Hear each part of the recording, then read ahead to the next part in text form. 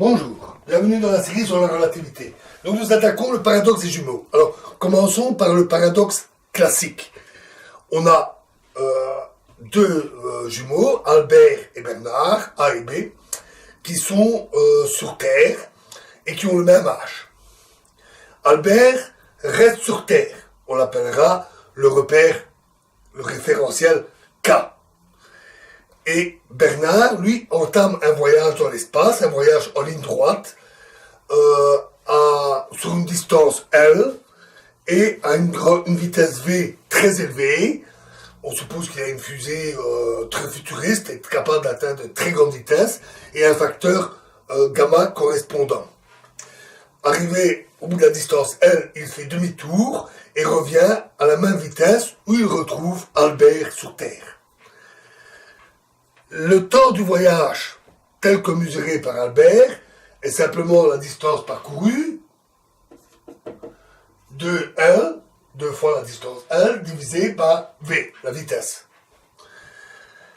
Mais il constate que l'horloge ou le cœur ou le cerveau, tout ce que vous voulez de Bernard, le temps de Bernard va plus lentement à cause de la dilatation du temps. Donc, pour Bernard, le voyage ne dure en réalité que 2L V sur V gamma.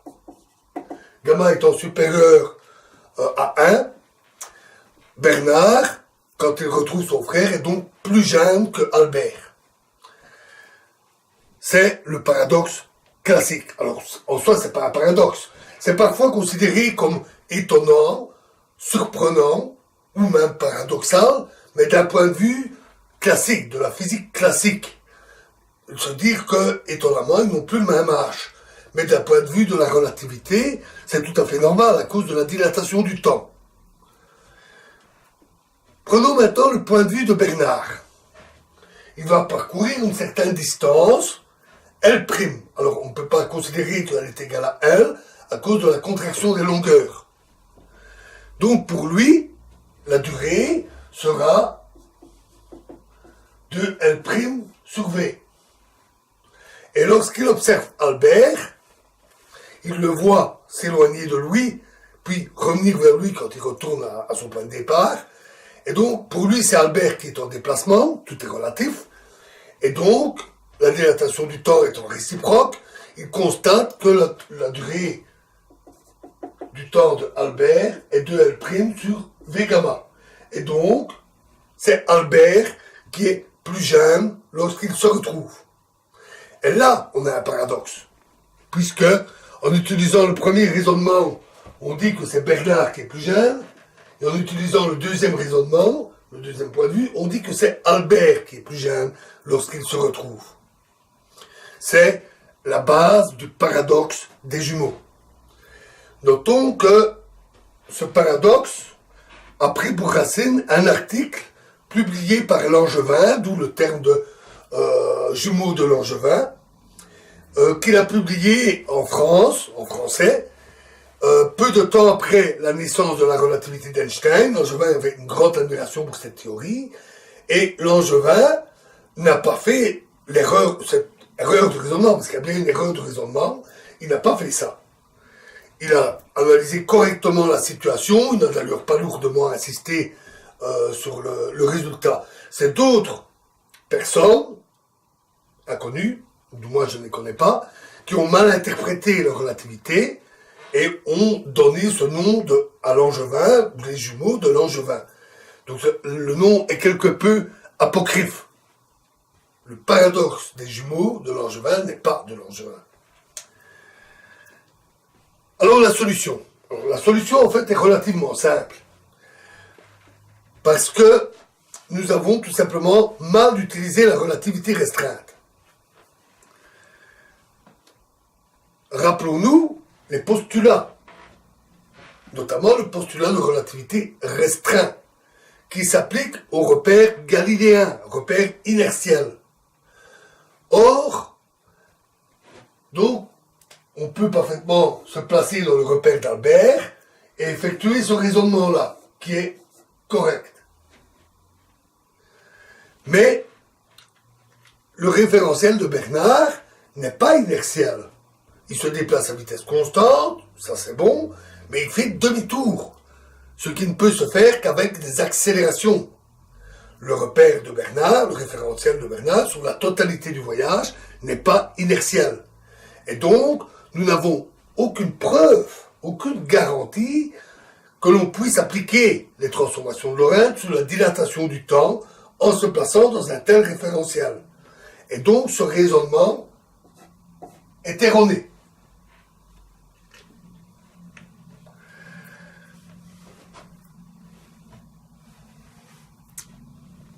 Puisqu'on ne peut faire les calculs que dans ce repère-là, ceci est la solution unique et il n'y a plus de paradoxe.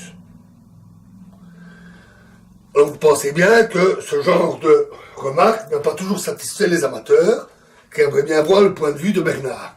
Mais avant ça, regardons un peu le diagramme espace-temps. Dans le repère K, on a le temps, on a la position, et dans ce référentiel, Bernard est à l'origine du repère et du référentiel et il reste, et sa trajectoire dans l'espace-temps est donc une ligne verticale. Bernard, lui, s'éloigne à une certaine vitesse, V, et puis fait demi-tour et revient.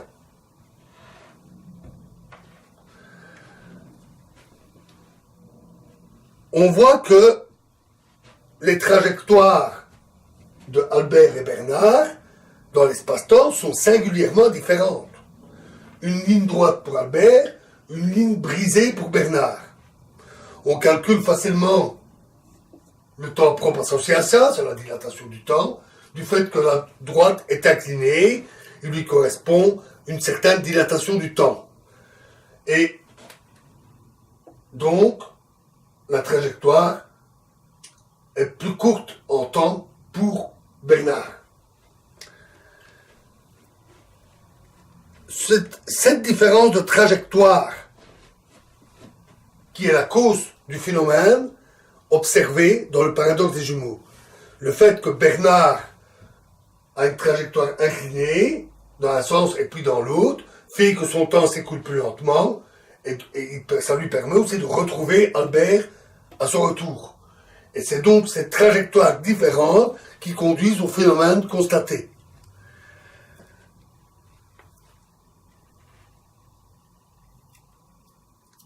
On pourrait faire un calcul plus réaliste. On pourrait dire que Bernard, parce que, imaginons qu'il voyage à, on va dire, 200 000 km par seconde, et on dit qu'il fait demi-tour et revient à 200 000 km par seconde. Et il fait demi-tour en combien de temps? Parce que s'il fait un demi-tour instantané, on imagine bien les accélérations phénoménales qu'il faudrait, théoriquement même infinies, si le demi-tour est instantané. Donc c'est pas très réaliste. On peut faire un calcul plus réaliste et supposer que Bernard allume ses fusées et accélère avec une accélération constante A pendant qu'il s'éloigne. Et arrivé à la distance L, il éteint ses réacteurs, les réallume dans l'autre sens et revient, donc arrivé à la moitié de la trajectoire plutôt, il coupe ses réacteurs, les allume dans l'autre sens et commence à ralentir. Arrivé à la distance L, il s'arrête et repart dans l'autre sens en accélérant pour le retour. Donc on peut utiliser des accélérations constantes et ça donne une trajectoire qui a une forme comme ceci. Et les conclusions sont grosso modo les mêmes. Si ce n'est que ça fait apparaître dans le résultat un facteur en sinus hyperbolique de A. Donc c'est un peu plus compliqué. Ça fait intervenir le sinus hyperbolique. Mais le fait que l'accélération apparaisse dans le résultat ne signifie pas que l'accélération est la cause du phénomène observé. On a d'une part les accélérations, qu'elles soient constantes ou brutales lors du demi-tour. On a d'autre part les trajectoires dans l'espace-temps. Et d'autre part, on a l'effet, la différence d'âge. la cause de la différence d'âge est la trajectoire différente dans l'espace-temps. La cause de cette trajectoire différente, c'est les accélérations. Donc l'accélération cause ça, et l'accélération et la trajectoire cause ça. Mais ce n'est pas l'accélération qui directement cause cela. Par exemple, avec le demi-tour brutal, imaginons que Bernard fasse un voyage 2 fois plus long. Même vitesse, même demi-tour brutal, mais un voyage de longueur double. On a la même vitesse, la même accélération, mais le décalage de l'âge entre Albert et Bernard est doublé. Donc, l'accélération n'est pas la cause directe. Ce n'est qu'une cause indirecte du phénomène. Cette double causalité, qui provoque l'accélération qui provoque ça, la trajectoire qui provoque la différence, a entraîné beaucoup de confusion. Dans beaucoup de discussions, j'ai vu certains affirmer que l'accélération était le phénomène à la base, la cause directe. Parce qu'il y a des incompréhensions, parce qu'on s'explique mal, etc. Donc c'est souvent la cause de certaines confusions dans les dialogues sur le paradoxe des jumeaux. Passons maintenant au point de vue du voyageur. Alors c'est intéressant. Effectivement, c'est compréhensible de se dire, bon d'accord, ce raisonnement-là est faux, mais pour Bernard, qu'est-ce qui se passe exactement? Mais il faut être prudent, parce que son repère, son référentiel n'est pas inertiel. Fait un voyage dans un sens, fait un voyage dans l'autre. Imaginons le demi-tour brutal ici. Alors, on ne peut pas utiliser, pour utiliser la relativité restreinte, on ne peut pas utiliser un référentiel accéléré. Alors, imaginons un référentiel K' à vitesse constante, à vitesse un repère inertiel, et pour le retour, on envisage un autre repère, K seconde, qui se déplace dans l'autre sens par rapport à K, et qui est lui aussi inertiel. Donc il fait la moitié du voyage dans un référentiel, l'autre moitié dans l'autre référentiel. Dans ce cas-là, le facteur gamma est le même vitesse, même facteur gamma. Du point de vue de Bernard,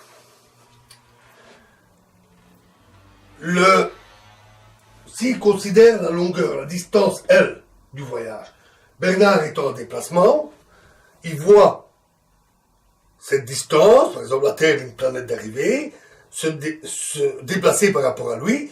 Il y a donc un phénomène de contraction des longueurs.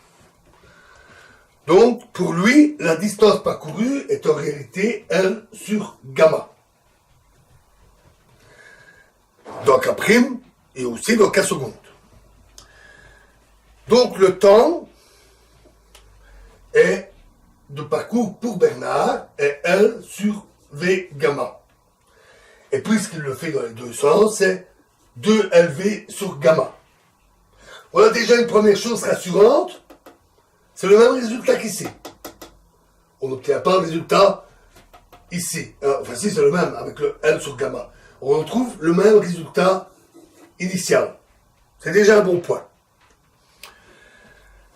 Mais pendant qu'il se déplace, dans K' ou dans K seconde, pour lui c'est Albert qui se déplace. Il s'éloigne de lui, ou se rapproche de lui lors du voyage de retour, à vitesse constante, et donc pour lui, c'est le temps de Albert qui est dilaté. Et donc, pour lui, toujours pour Bernard, le temps de Albert devrait être 2L sur V gamma carré. Et ça va de tout ce qu'on obtient. Et la différence entre les deux, c'est 2L V sur C carré, pardon, 2LV sur C carré, il faudrait faire le calcul exact, je ne suis plus sûr, 2LV sur C carré. Il y a une différence entre les deux. Pourquoi? Le problème ici, c'est que nous avons changé de référentiel entre les deux. Ce qui peut introduire un décalage de temps, ce qu'on appelle parfois le time gap.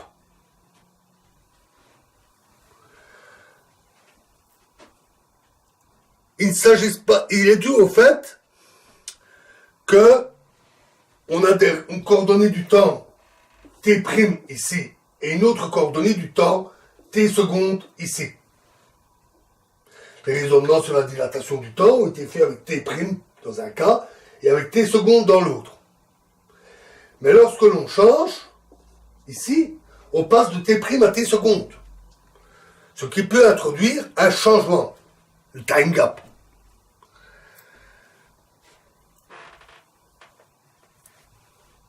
Et ce changement introduit un décalage.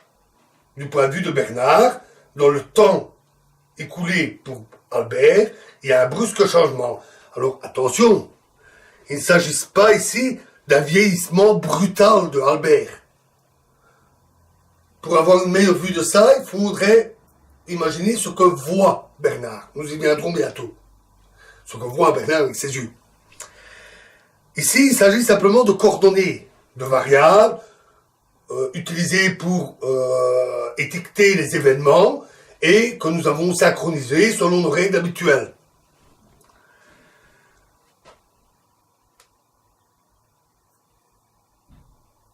En particulier, et c'est simplement un changement qui est pris en compte parce qu'il est nécessaire pour le calcul.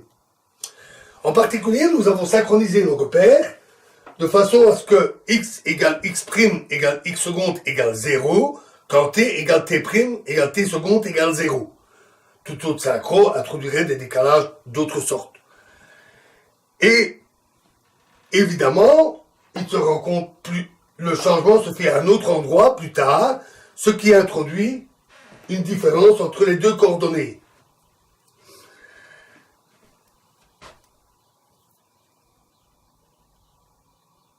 Et on peut calculer ce décalage avec les transformations de Lorentz, ou en utilisant ce que nous avions vu sur la désynchronisation des horloges, avec deux repères en mouvement ici, donc attention, et on obtient un décalage de 2LV sur C carré.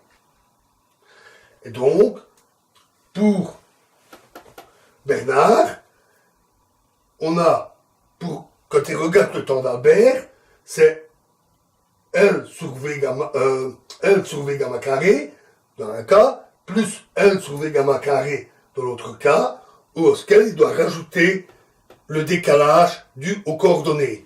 Et on retrouve ce résultat. C'est évidemment nettement plus compliqué de faire comme ça. L'important, c'est de retrouver les bons résultats. On peut aussi tracer dans un référentiel qui a pris 15 secondes, la trajectoire de Bernard et la trajectoire d'Albert. Albert est immobile par rapport à lui-même. Bernard est immobile par rapport à lui-même. Et il voit Albert s'éloigner de lui, revenir. Donc on obtient quelque chose d'analogue à ça. Et à nouveau, on pourrait dire, alors le temps propre d'Albert est tel qu'on va avoir une dilatation du temps, etc. Non. Parce que ce tracé dans un repère référentiel K' plus K seconde, ce n'est pas l'espace-temps de Minkowski, qui est tracé pour des référentiels inertiels. Si on combine la totalité du voyage, le référentiel n'est pas inertiel. L'espace-temps n'est pas de Minkowski. Rappelez-vous quand je vous ai dit, en faisant le dessin, on est dans le plan, c'est euclidien. Alors qu'en fait, la géométrie de Minkowski est très différente. Donc, c'est pas parce qu'on le dessine de la même manière que ça correspond à la même chose. Et donc, c'est dangereux. C'est très trompeur. Il faut se méfier des apparences. Vraiment se méfier des apparences. Et éviter de tracer un graphique tel que celui-là pour Bernard. Puisque son référentiel, sur tout le voyage, n'est pas inertiel. Alors, bon, on a fait ici le tour du paradoxe classique. On peut quand même encore se poser une petite question qui est intéressante. C'est pourquoi pourquoi est-ce que c'est le référentiel de Bernard qui est accéléré, qui est non inertial? Pourquoi c'est pas le référentiel d'Albert? On peut dire, ben oui, mais Albert, il est immobile, et Bernard s'éloigne, et puis il fait demi-tour. Donc forcément, il est non inertial. Oui, sauf que l'immobilité, c'est pas un concept relativiste. Tout est relatif. Du point de vue de Bernard, il est immobile par rapport à lui-même, et il voit Albert s'éloigner, puis revenir. On pourrait dire, mais pourquoi c'est pas Albert qui est dans un référentiel accéléré? On retombera alors sur l'autre analyse dans ce cas-là, avec le paradoxe qui reviendrait. Ben, on peut le dire, bon, on peut mettre un accéléromètre. Plaçons un accéléromètre à bord de la fusée ou dans la poche d'Albert. L'accéléromètre d'Albert ne va pas bouger. En fait, si, il est sur Terre, il y a la gravité terrestre. Nous l'avons négligé. Alors, c'était dans nos postulats. Pas de gravité. On néglige la gravité. Donc, on peut considérer Albert comme inertial. Son accéléromètre ne bouge pas. Tandis que celui de Bernard, il bouge. Il s'enclenche particulièrement quand il fait demi-tour. Mais à nouveau, on peut poser la question, mais pourquoi c'est l'accéléromètre de Bernard qui a bougé? Puisque, de son point de vue, Albert s'éloigne et revient, pourquoi l'accéléromètre de Albert ne s'est pas déclenché au moment de ce demi-tour? On pourrait dire, ouais, mais parce qu'il y a une différence de cause. Si Bernard fait demi-tour, c'est pas pour rien. Il a par exemple une fusée ultra puissante, et pour faire demi-tour, il enclenche ses réacteurs pour pouvoir faire demi-tour. Cause, effet. La question se repose. Pourquoi c'est lui qui a dû allumer ses réacteurs? Pourquoi c'est pas Albert qui a dû allumer ses réacteurs? Du point de vue de Bernard, c'est Albert qui fait demi-tour. Comment ça se fait que c'est lui qui a dû allumer ses réacteurs et pas Albert? La question est plus profonde qu'il n'y paraît. Et en fait, en relativité restreinte, on n'a pas la réponse. Tout ce qu'on peut dire, c'est qu'on peut définir une classe de référentiel inertial. Référentiel galiléen. On peut toujours en définir un. Vous prenez un référentiel quelconque, vous avez une accélération, dans ce référentiel, mesuré avec un accéléromètre par exemple, pas de problème, vous prenez un référentiel accéléré dans le sens inverse par rapport à celui-là, vous avez un référentiel galiléen. Une fois que vous en avez un, en prenant tous les référentiels à vitesse constante, vous avez une classe de référentiel inertial. Donc il est toujours possible d'en trouver une.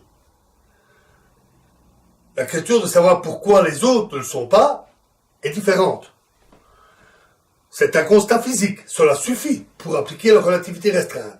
On sait qu'il existe une classe de référentiel inertial, et d'un point de vue physique, avec un pendule de Foucault, avec des accéléromètres, on peut détecter quels sont les référentiels inertiels, et donc cela suffit à faire la physique. D'un point de vue plus conceptuel, on n'a pas la réponse, et là, pour avoir la réponse, il faudra se tourner vers la relativité générale. Mais insistons bien, nous n'en avons pas besoin ici. Nous avons une classe de référentiel inertiel, on peut la déterminer physiquement avec des instruments, et cela suffit. Ça aussi, c'est une source de confusion. Du fait que comprendre pourquoi la classe de référentiel inertial, pourquoi c'est cette classe-là de référentiel qui est justement inertielle, pourquoi c'est dans celle-là que les effets physiques montrent que c'est inertiel, il faut la relativité générale.